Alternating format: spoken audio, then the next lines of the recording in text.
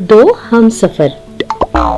वैसे तो सास और दामाद, ससुर और बेटी की आपस में काफी अच्छी बनती है, पर यहाँ माजरा कुछ अलग ही था।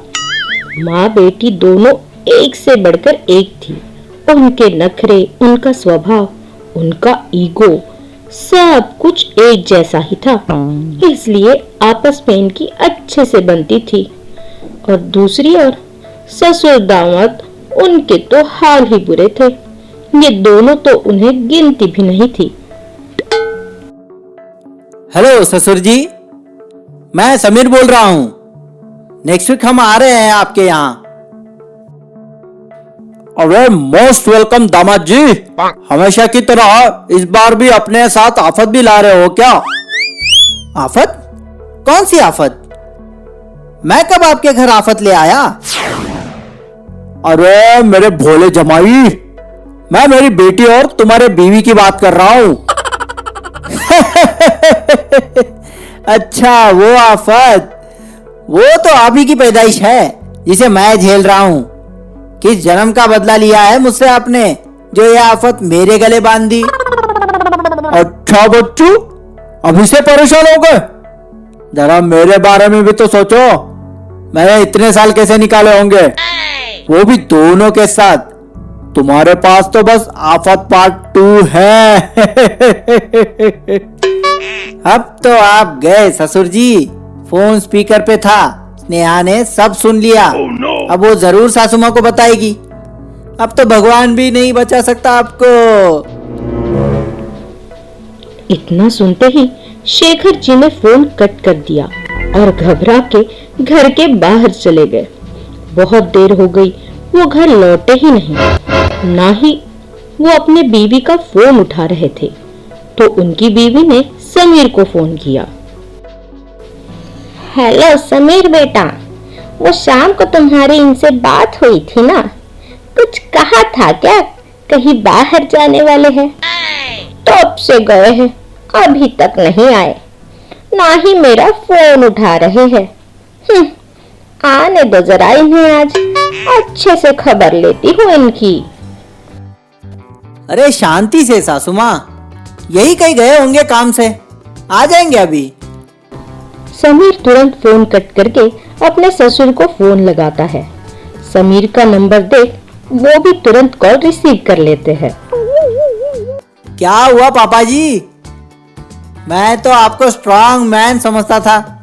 आप ही से तो मुझे उम्मीद मिलती थी और आपने मेरा विश्वास ही तोड़ दिया है। Oh, no. ऐसे क्यों दुबक के बैठे हो सासू माँ के डर से? अरे बस, ये सब तुम्हारा ही किया धरा है। पहले नहीं बता सकते थे फोन स्पीकर पे है करके। अब तेरी बीवी ने मेरे बीवी को सारी बातें बताई होंगी, इसलिए वो मुझे बार बार फोन कर रही है। आज तो मेरी मौत पक्की है। कौन सा स्पीकर? कौन सी बात? आपकी बेटी तो तब घर पर ही नहीं थी। अगर होती तो मैं थोड़ी ना जिंदा बचता। क्या? यानी तुमने मेरे साथ इतना गंदा मजाक किया? हे भगवान, ये दोनों क्या कम थे जो दामाद भी ऐसा मिला है। आज तो बस मेरा हार्ट फेल हो जाता था। सॉरी पापा जी, पर आपने मुझे कुछ कहने का मौका ही नहीं दिया। बस बिना कुछ कहे सुने फोन कट कर दिया। अब जल्दी घर जाइए, वरना सच में आपकी कोई खैर नहीं। और जाते वक्त मम्मी जी के लिए कुछ लेते हुए जाइएगा। समीर का मजाक शेखर जी को महंगा पड़ गया, ऊपर से गिफ्ट भी लेना पड़ा। बीवी की दहशत इतनी, बाबा रे बाबा। आ गए आप? कहाँ मजे करके आ रहे हैं इतनी देर से? पक्का कुछ कांड करके आए हैं, इसलिए मेरा फोन भी नहीं उठा रहे थे। Oh, no. उफ, तुम और तुम्हारी ये निगेटिव सोच। अरे मैं तो तुम्हारे लिए ये गिफ्ट लेने गया था और साथ में तुम्हारे फेवरेट हलवाई के यहाँ की तुम्हारी फेवरेट जलेबी भी लेके आया हूँ। ये बन रही थी इसलिए टाइम लग गया।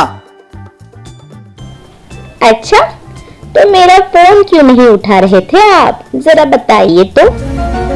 अरे वो तो मुझे तुम्हें सरप्राइज देना था।